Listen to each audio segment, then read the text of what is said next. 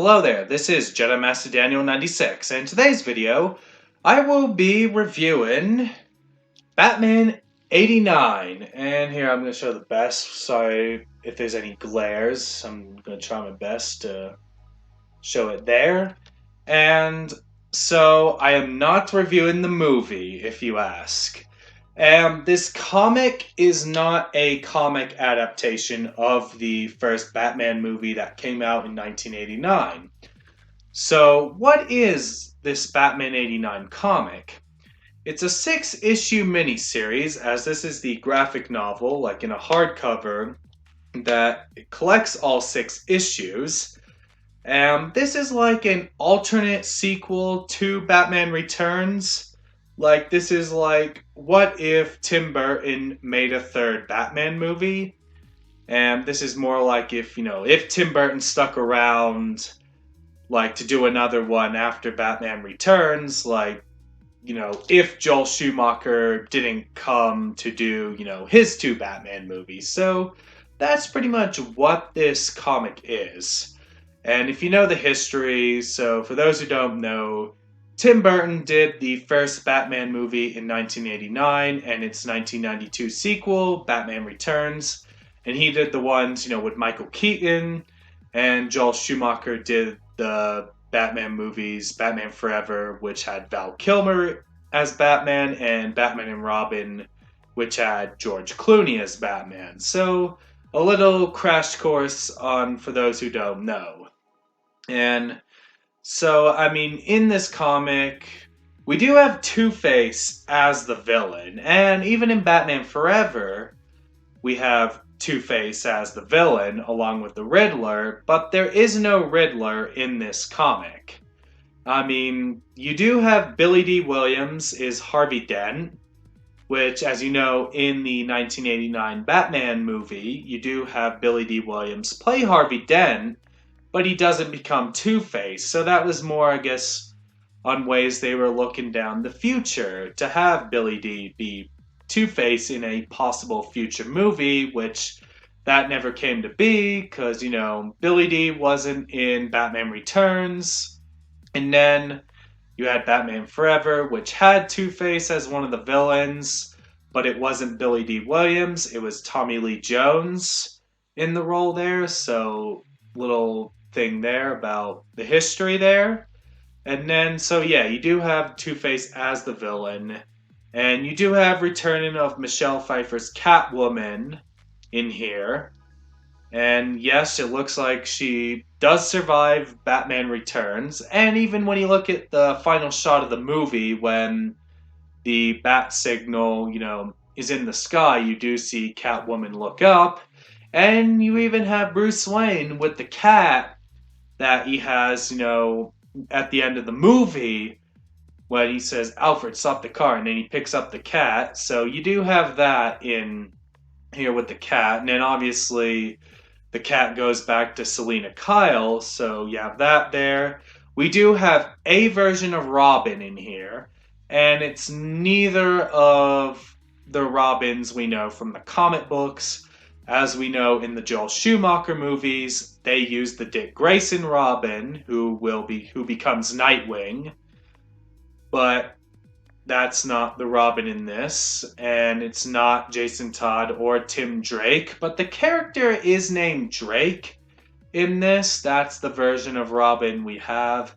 And it's not a Robin from the circus like we saw in Batman Forever, so that's that there. Like, he's more of like a mechanic sort of thing.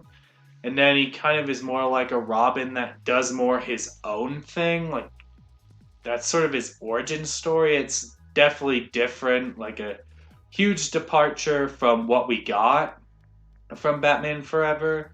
And I know it's even in the comics, it's been like we've had, Robins. We have multiple Robins in the comics. I know with Dick Grayson, I think it's the year 3 that we have the circus, so that's that there. And I think that's what, Batman Forever took some inspiration from. And so, yeah, just a little ramble in there. And we do have a version of Barbara Gordon in this, but she doesn't become Batgirl. We don't have a Batgirl, but we do have a Barbara Gordon and that's kind of a huge departure as well from the comic book counterpart.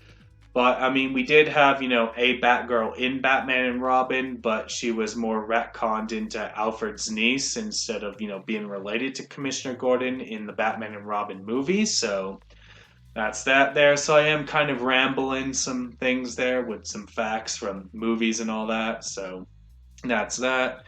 I mean, we obviously, will see the relationship with Bruce and Drake, and then we will see and we do see, Harvey Dent become Two Face, because in Batman Forever, he's already Two Face, but in this, we do see, this Harvey Dent become Two Face. So looks like if this was the Tim Burton Batman 3, we would have saw the origin story there. So that's that. So I mean, so that's kind of like a little rundown of this. I mean, I'd say it's really good in my opinion. I really did enjoy this, and then I mean, it would have been cool to see as a movie. And even though I do like Batman Forever, it is one of my favorite Batman movies, and I do think it's a very underrated Batman movie in my opinion. But that's a discussion for a whole nother time. But I mean, if you're a fan of the Tim Burton Batman movies, I'd say give it a shot. Like, this is really good. Like, I've read this multiple times and it's just amazing. Like, I mean, it's well worth your time. Even if you're a Joel Schumacher fan, I'd recommend this as well. Even if you're a Christopher Nolan fan, I'd recommend it as well. Even if you're a Snyderverse fan, I'd recommend it as well. Even if you're a Matt Reeves fan, I'd recommend this as well. Even for any Batman fan, I'd recommend this. I mean, heck, hopefully they will do something similar, like as a sequel to Batman and Robin. Like, I'd like to see that. Like something similar to this with a Batman and Robin follow up, and heck, maybe even something like a follow up to The Dark Knight Rises, or even give us one of like the Ben Affleck Batman movie. I'd like to see that as well. Give us, something like this for other versions of the live action, character. I mean, they've done comic series of the Adam West Batman. Like, I mean, the possibilities are endless in my opinion. And I know like some people like to debate that, like some people think that the Burton movies and the Schumacher movies are in separate universes, but as the general audience, we label them as the Burton and Schumacher Batman movies. But we'll have to wait and see in The Flash if they're going to reference Schumacher or, confirm that the Burton movies and Schumacher movies are in the same universe. So we'll have to wait and see there. So I know I had to ramble. I mean, it is a favorite topic I like to talk about. And I mean, I would rate this a 10 out of 10. I mean, well worth your time. And that does it for me in this video. Don't forget to like this video, subscribe to the channel, comment what you think down below. Did you like this comic?